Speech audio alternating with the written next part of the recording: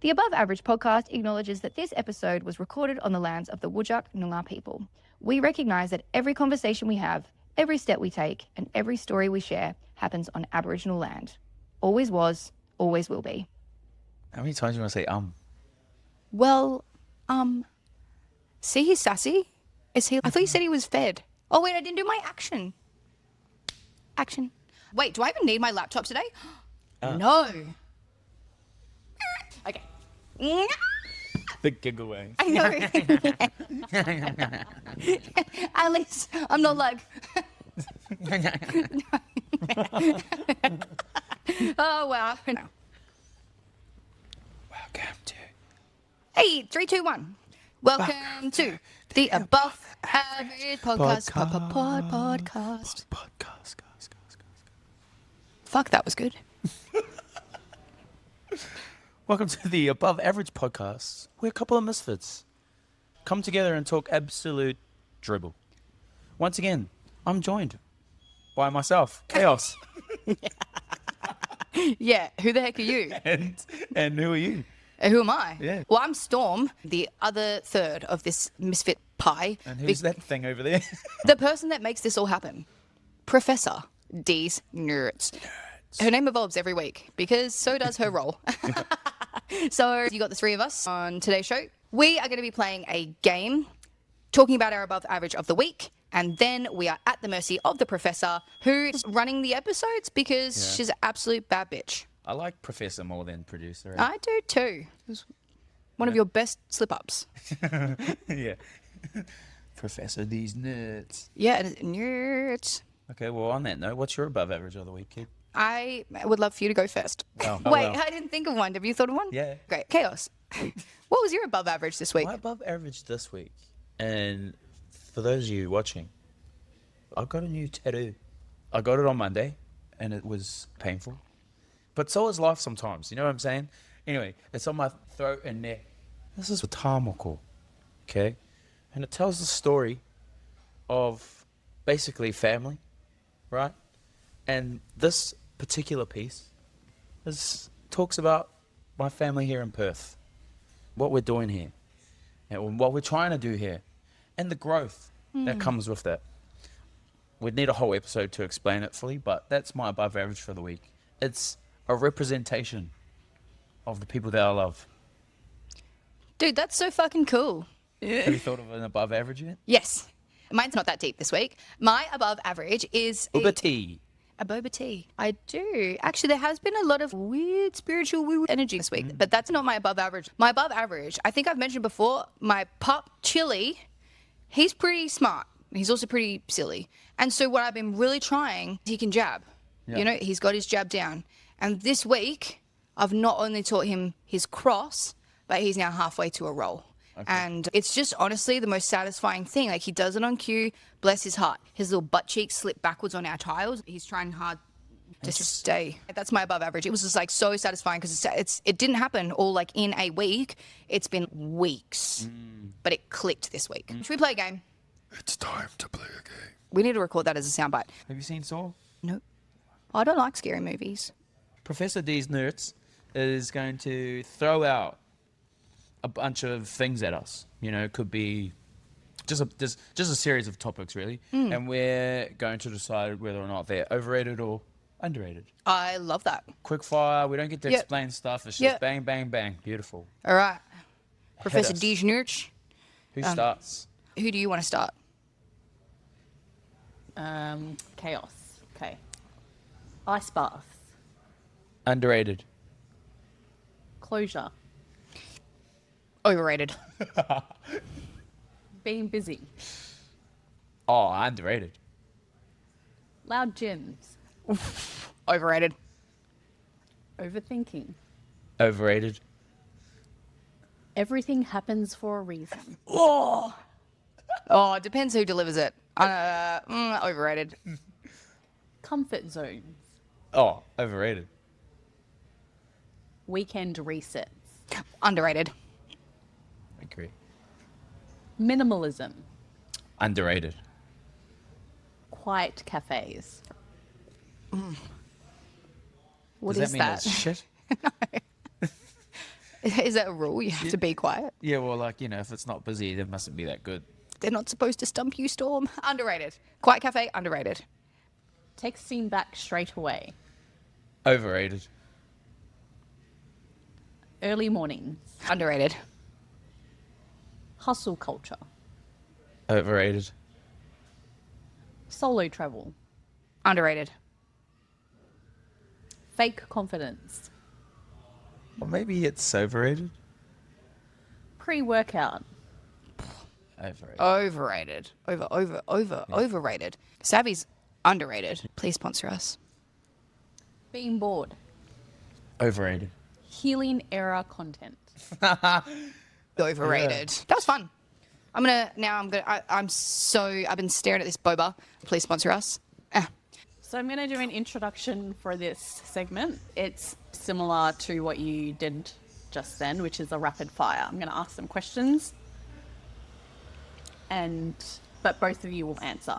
Okay. So it'll be chaos and then... Do we buzz in or like, No, or You'll we just both know. answer? Okay. but separately, not together. Okay. Okay. All right. Today, you got to do this without laughing. Why do you have the giggles? Especially her. Look at her. Professor started I'm it. going to look that way. Oh, shoot. Jesus, you need to look that way too. Today, we want to talk about something that connects every single human being, regardless of culture, class, trauma, or personal growth journey. It's there for us at our most vulnerable moments. It reveals how we were raised, how we cope under pressure, and frankly, who we are when no one's watching. This is not a joke segment. Okay. This is not a joke. Fucking losing her mind. This is about values. This Okay. is about ethics. This is about whether you're a fold person or a scrunch person, and what that says about your soul. Something deeply personal, deeply divisive, and often taken for granted. Toilet paper. Toilet paper. Let's get into it. First question is, over or under on the toilet? Under. What? It goes this way. When you pull the toilet paper. Yeah, it's on the back. Do you of like it. to Oh, you're hold the an under piece and person. pull Are you a down? I think Or so. do you like to grab the piece and pull you away? Just put it on. Whatever way it's on is the way it goes. You're sick. So so I feel like it goes between over and under. Ooh, okay. So I definitely prefer over, but I like to annoy my sisters, and so I would always flip it the wrong way round. It also doesn't bother me. You know what I mean? I'm not offended. I'm not going to go out of my way to change it. Next question. How many squares is too many squares, or do you live by vibes? Vibes. There's a double thickness. Depends. Fucking like you go to like a hostel or some shit, and they got 2-ply, and you're like, cunt. What am I going to do with that? And it's the thinnest fucking. You might as well use your hand. You don't want to go in there and finger slips through. Sometimes you need the whole roll and fold. It depends on the ply. What ply are we talking about? Yeah.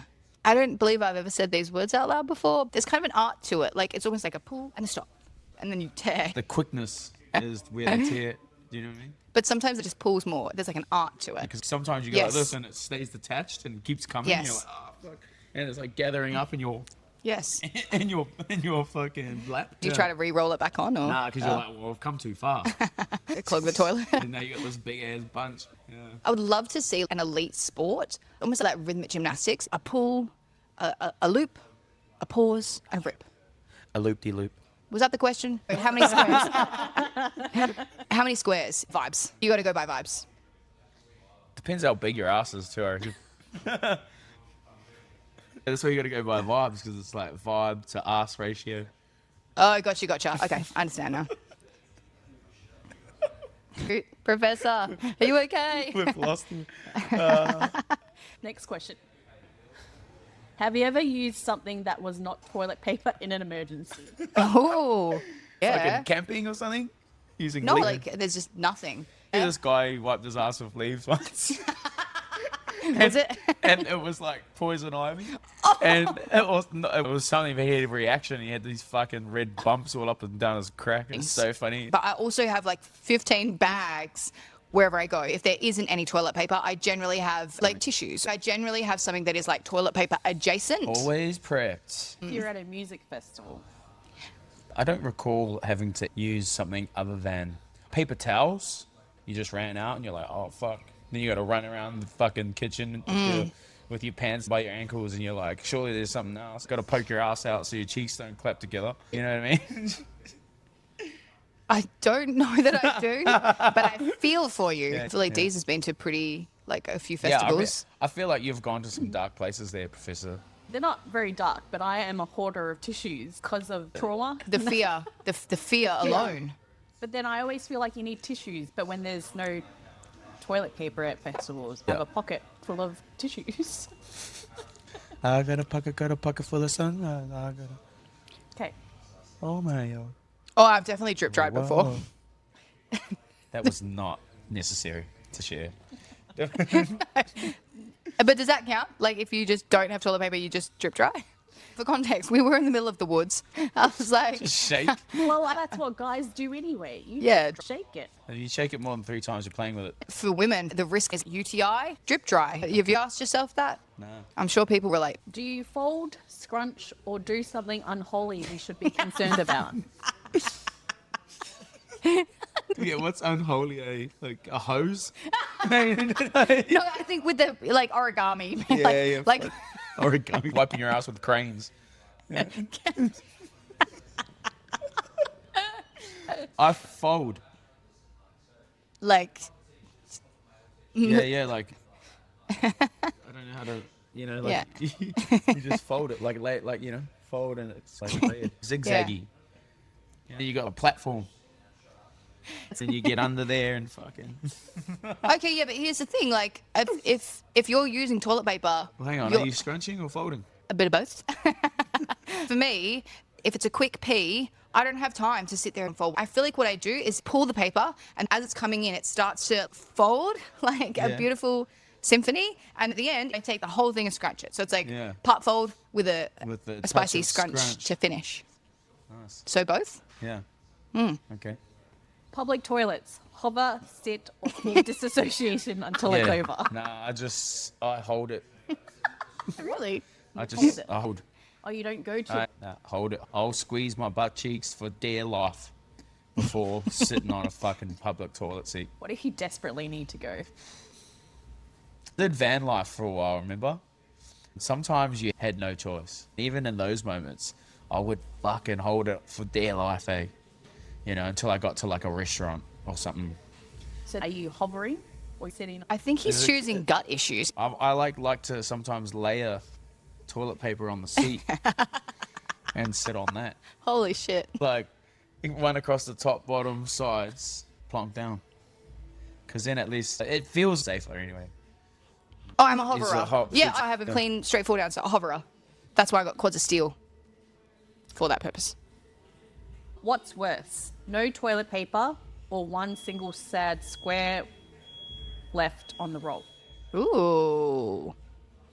I feel like the one thing, because there's a bit of hope there, but then you're like, that hope's decimated once you realize it's only one square. Fuck. My finger's definitely fallen through that. I'd rather just have none. Yeah. Then I know I'm fucked. Whereas, like, you kind of like, maybe, and then you pull it and you're like, oh, no. So the one square is worse for you? Yeah. Me too. It's like devastating. Yeah. It's actually eliciting quite an emotional response in me because, like, who is okay with leaving one square? Just Yeah. take the whole thing. You may are as not well- saving like, anyone. You should have finished it off. Yeah. You dog. Maybe out of consideration for the next person, put the empty toilet roll somewhere so that person is like, oh, that's unusual. Songs are the- just coming to me, eh? Would you rather use one ply for the rest of your life or always realize there's no toilet paper after you sit down? Well, at least with one ply, you could use up the whole roll to make one giant. That'd be better than sit down, you're shitting, and then you're like, no toilet paper. I would rather always realize when I sit down for the pure reason of I would be so fucking resilient and you would not be able to take your life too seriously. It'd be good. But every time, how annoying. What a life. Living on the edge. Have you ever checked the toilet paper situation at someone's house and judged them? I mean, if it's 2-ply, then yes, I have. You go to a house, right? Nice house, a good setup. They've obviously put a coin into decorating. You go to sit down on a nice toilet, right? You sit down, you're doing your biz. You turn. Holy cunt. 2-ply. Like, you cheaped out on the toilet paper. Outrageous. Craziness. It just doesn't add up. I've never thought about other people's toilet paper in their homes. Are you one of those people that won't go to the toilet in other people's houses? I feel like you I feel like I'm reformed. I used to be. Yeah. Now I'm like, hey, is it okay if I poop? You know, you ask people if you can use their bathroom. Obviously, most people say yes. But do you, like, when it happens to you, are you secretly like, you better not take a shit in my toilet cup? Oh. Nah, again, I'm like, no, if you, like, free the pee, get rid of that shit, because otherwise you're going to have gut issues. And basically, I don't want to be responsible for that. Right. If you need to take a poop, do not push it back up She's there. all about the gut microbiome. Yeah. That's why mine's so good. What if someone was like, no, you can't? Hey, man, do you mind if I use your toilet? Yeah, I do mind. Yeah. I'd have I so do many mind, questions. actually. Go home. Bidet people, evolved humans or just loudly smug? For what? Bidet people. The hell's up with the It's when they have crows and they can wash their butt. Ooh. Oh, a little side butthole fucking cleaner. A bidet. And what was the question? Are they evolved humans or just loudly smug? Loudly smugger. Or super thoughtful and hygienic. We don't know. Or preference. It depends on the intention. And why is it called a bidet? The name comes straight out of French. The word bidet means pony in French. Pony? What's that got to do with clean your asshole? The idea is that when you use a bidet, you sort of straddle it like a little pony. Whoa, I'm learning so many new things today. I know. Yeah, I think I'm going to have to land on, by that definition, evolved. Yeah. Okay. And the last question, if toilet paper had a personality, what would yours say about you? Ooh. That is a good question. What would mine say about me? How long are you going to sit there? Are you going to get up anytime soon? Get off your phone. I think my two toilet paper personalities, hype beast and like realist. Okay. Okay. Nice. Realist. Okay. So like an angel devil kind of scenario. Yeah, but who's who? I don't know. And we may never know. Probably best if we don't, actually. We should call this episode Toilet Etiquette. Oh, this is the shit Yeah. of the shit and giggles. Yep. What does your poo say about you? Dude, that was fun. Yeah, that was fun. The main theme for today's episode, coming to the end of the Year of the Snake, talk about the Year of the Snake and how that applies to you both. Outgrowing things that once felt safe. Missing old versions of yourself or old dynamics. And what you're consciously choosing to carry forward as everything else changes. Year of the Snake. Snake is rebirth, generally, right? The shedding of old versions and past versions of yourself to become something else. If you look back at the year that has been, there's been a lot of that for all of us, right? Yeah, I agree.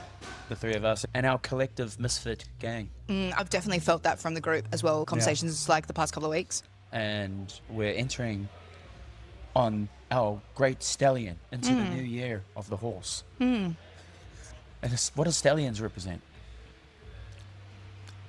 Strength.